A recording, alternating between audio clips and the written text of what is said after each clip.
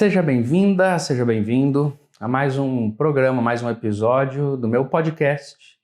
E aqui a gente está ressignificando conceitos, ideias, experiências, tendo como base a psicanálise e a espiritualidade, numa conversa entre essas duas áreas da compreensão humana, em que eu convido você semanalmente para a gente conversar um pouquinho sobre algumas ideias, alguns temas, algumas experiências.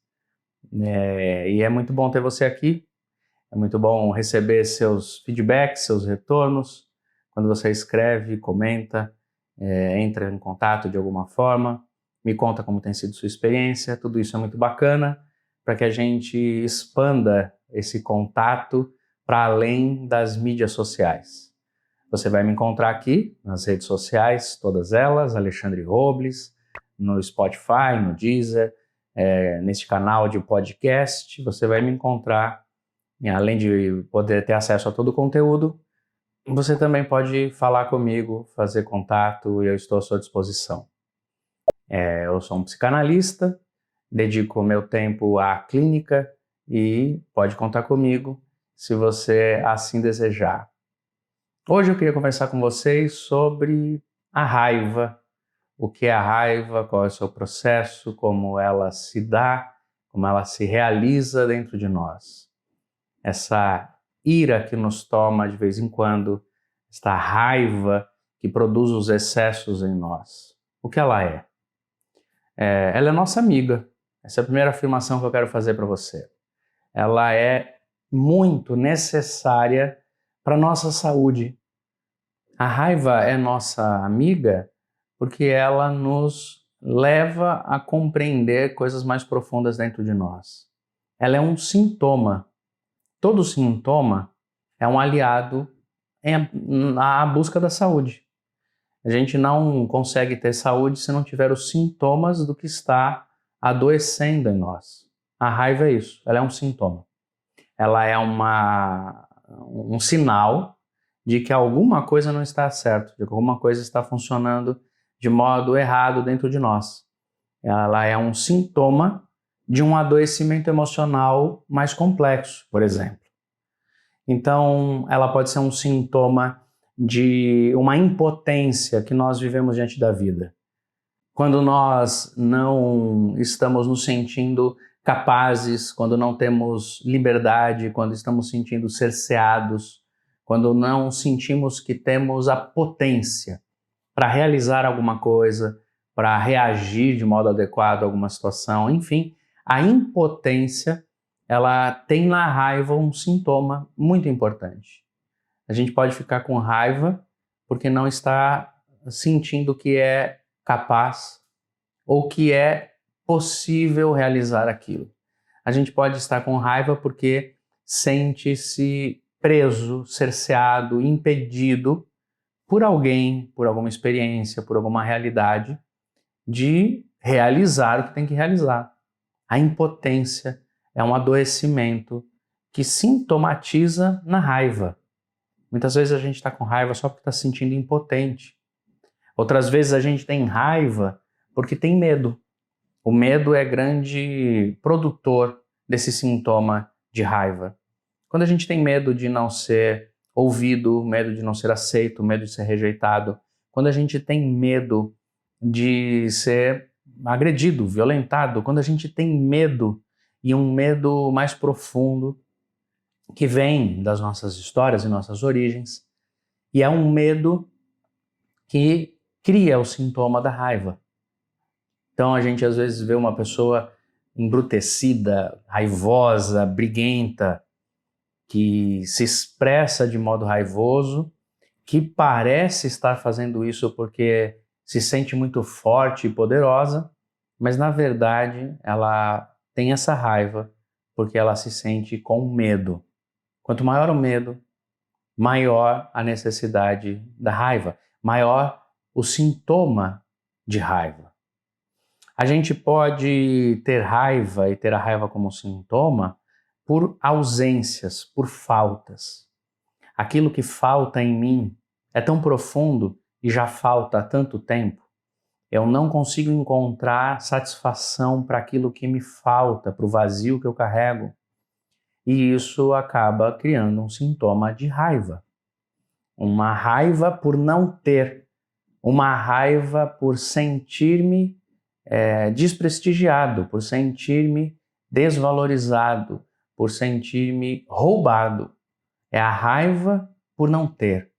A falta, a ausência me transforma e me coloca no caminho da raiva. E eu posso ter um sintoma de raiva por cansaço. Profundo cansaço emocional, profundo cansaço físico, a falta de recursos necessários para a sobrevivência, tanto física quanto emocional, podem gerar em mim uma raiva de sobrevivência, uma raiva de desespero, quando o cansaço é tão grande que me roubando todas as energias, deixa com que a raiva se torne latente. O cansaço diante da vida, o cansaço diante dos afazeres, diante do dia a dia. Há pessoas que, se passarem um dia inteiro com muito estresse, muito cansaço físico, ao final do dia estão brigando por qualquer coisa, descontando nos outros, reagindo de modo raivoso. A raiva é um sintoma. E quando ela se realiza em mim, eu posso olhar para mim e perguntar o que está errado, o que está doendo, o que não está funcionando bem. A raiva está querendo me demonstrar, ela está sinalizando, ela é um sintoma. Ela está sinalizando que algo não está bem, algo não está funcionando bem dentro de mim.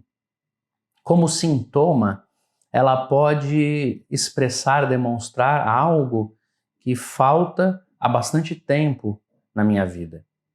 Ela é uma expressão de algo que não está funcionando bem há muito tempo, muitas vezes. E a gente precisa entendê-la como sintoma.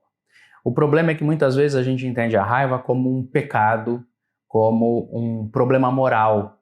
Quem tem raiva está errado. Quando na verdade a raiva é um sintoma necessário, importante para a gente prestar atenção. Todo mundo tem raiva.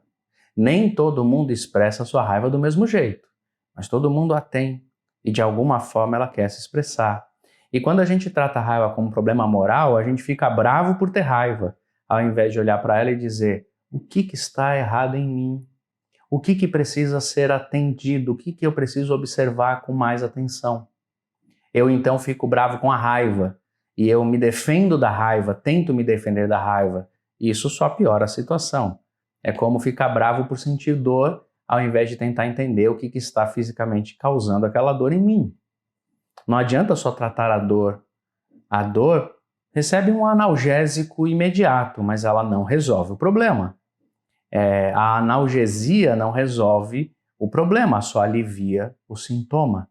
E se a gente trata a raiva como um problema moral, a gente não entende que tem algo errado. Uma outra forma de tratar a raiva, muitas vezes, é celebrizando a raiva, entendendo, compreendendo que algumas pessoas têm o direito a ter raiva e a expressá-la como quiser. Então, nós damos certo ar de nobreza, de importância para quem tem raiva. Uma pessoa, às vezes, uma pessoa muito nervosa, irascível, com raiva o tempo inteiro, ela dá um ar de importância. E a gente faz isso muito especialmente com o mundo masculino nesse sentido. Dizendo que um homem que se expressa com raiva, com brigas, com agressividade, ele demonstra sua masculinidade através disso. E a gente tem que respeitar, porque ele está bravo. E a gente trata isso como algo celebrizado.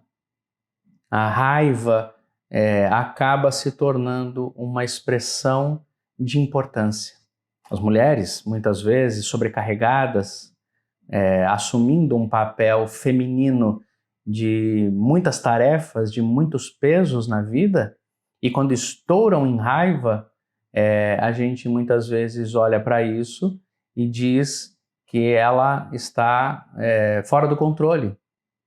A gente tem muito essa maneira de tratar uma mulher que expressa sua raiva como se ela fosse doida, estivesse fora do seu controle. É quando então a raiva passa a ter uma expressão de doença em si. Ela tem raiva porque ela é louca, porque está errada, porque está doente. É um outro erro de análise e de avaliação da raiva. A gente tem que notar, é um sintoma, observar, prestar atenção, o que é que está faltando. Esse sintoma da raiva, ele se expressa de modo diferente. E por isso também a gente julga as pessoas que demonstram essa raiva. Por exemplo, tem gente que quando tem raiva, quebra, precisa quebrar coisas. Quebra objetos, joga no chão, bate a porta. Tem um desejo de expressar a sua raiva quebrando alguma coisa física. Tem gente que expressa a sua raiva batendo no outro, agredindo fisicamente. Mas tem gente que expressa a sua raiva xingando, diminuindo, menosprezando, gritando, falando palavras duras. Assim como tem gente que expressa sua raiva silenciando, promovendo um silêncio mortal, quer atacar o outro no seu silêncio.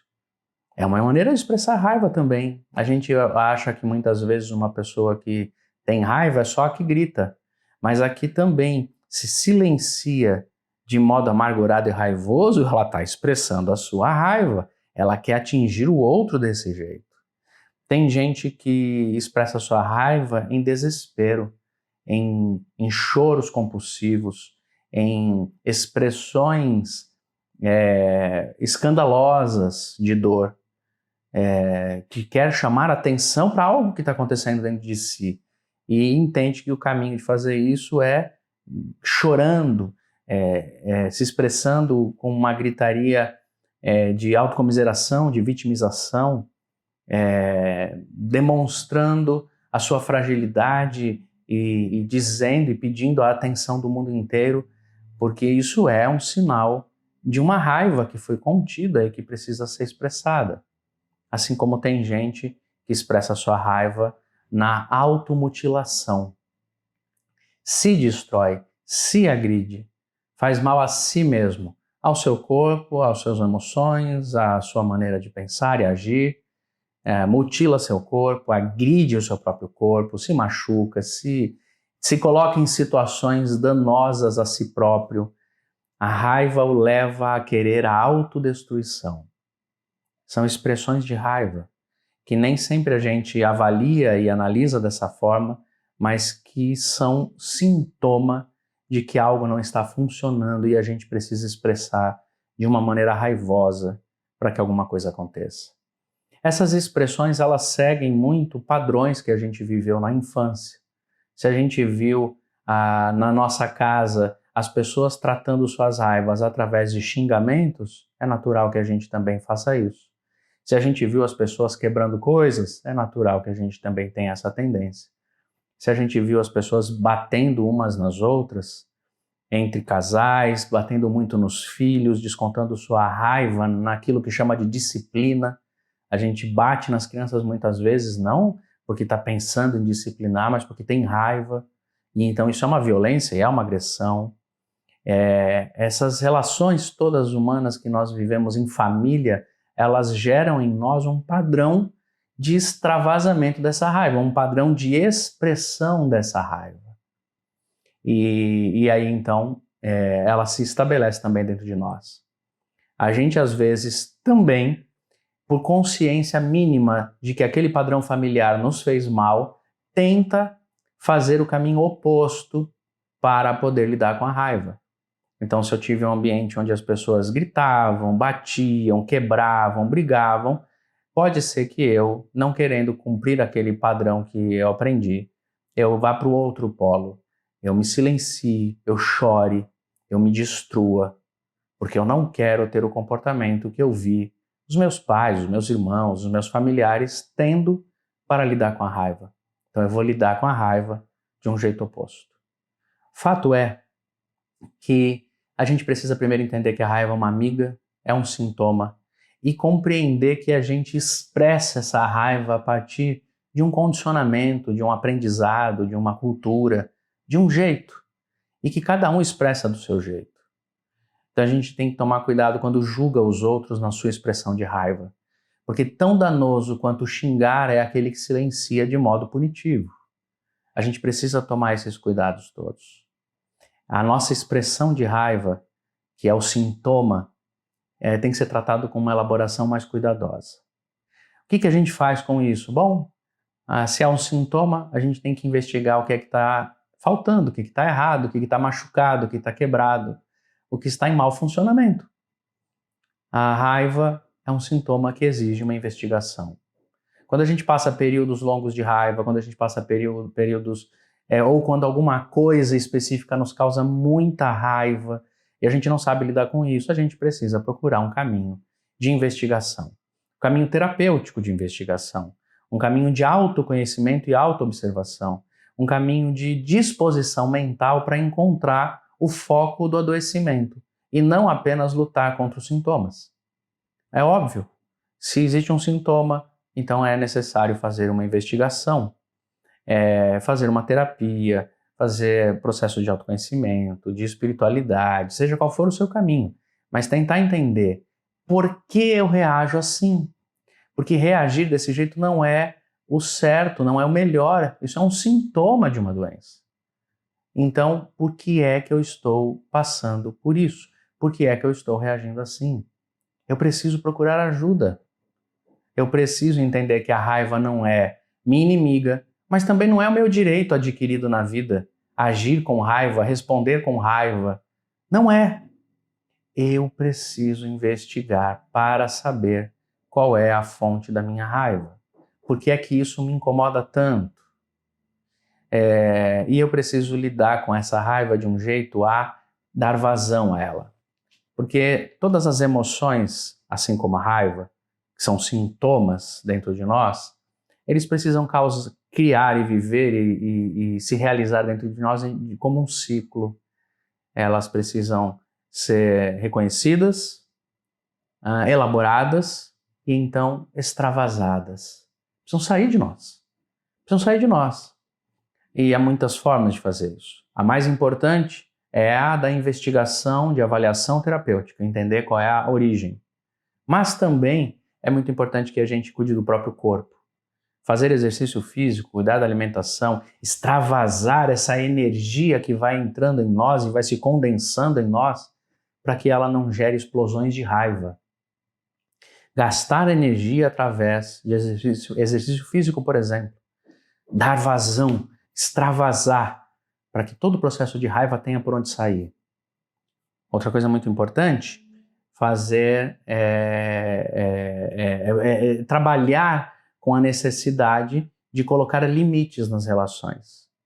Porque muitas vezes as nossas raivas, estando em contato com a ausência de limites, elas são acionadas pela maneira como as pessoas falam conosco, pela maneira como as pessoas agem conosco, por aquilo que nós não dando limites, não criando os limites necessários, aquilo que nos invade, nos agride, nos explora, passa do ponto.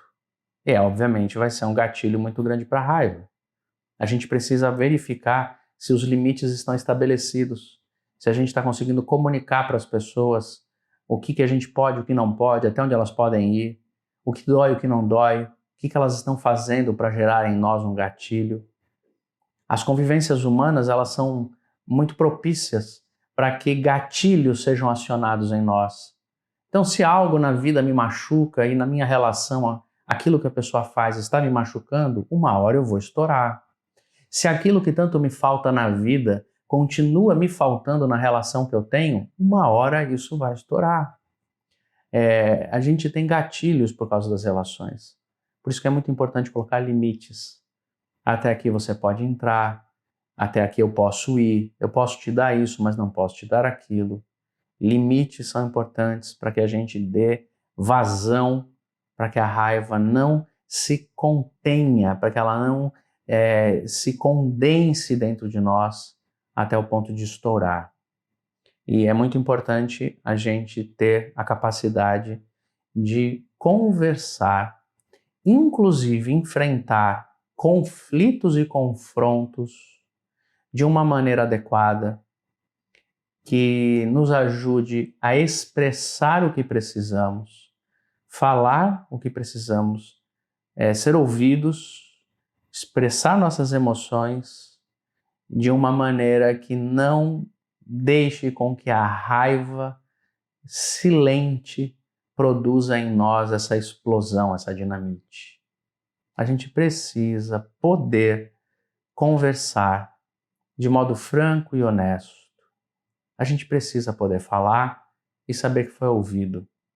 A gente precisa, portanto, ouvir o outro, para que as suas demandas sejam observadas, ouvidas, acolhidas. A gente precisa, inclusive, saber lidar com conflitos e confrontos.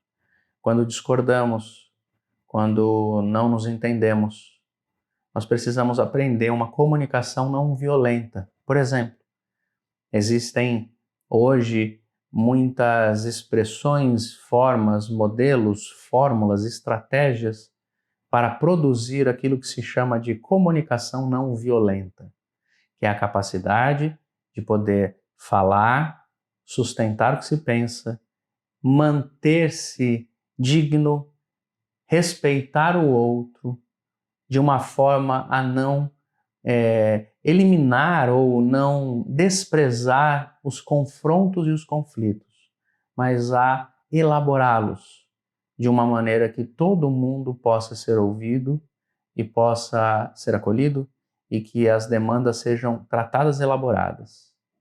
A gente não tem que ter a ilusão de que vai conseguir receber do outro tudo o que precisa, nem a compreensão, nem a satisfação do que carrega, da ausência que carrega. Mas a gente pode e precisa desenvolver maneiras de conversar sem que aquilo cause brigas, violências, agressões e sem que a gente desista de conversar. A gente precisa enfrentar os dilemas, os conflitos. A gente precisa ter confrontos saudáveis para que extravase a raiva, para que a raiva vá embora. A gente às vezes tem raiva só porque não conseguiu se comunicar. Guarda a raiva porque não conseguiu falar e ser ouvido. Porque não se dispôs a ouvir o outro também. E a gente só precisa poder conseguir conversar. Comunicar-se de modo não violento. E que isso seja um caminho para a gente lidar com a própria raiva. Espero que você tenha sido incentivado a elaborar sobre isso, a pensar, a procurar ajuda e a tratar a si mesma e a si mesmo de uma maneira mais generosa, respeitosa e cuidadosa com seus sintomas, com seus adoecimentos, com seu funcionamento. Paz e bem, e nos vemos num próximo episódio. Até lá!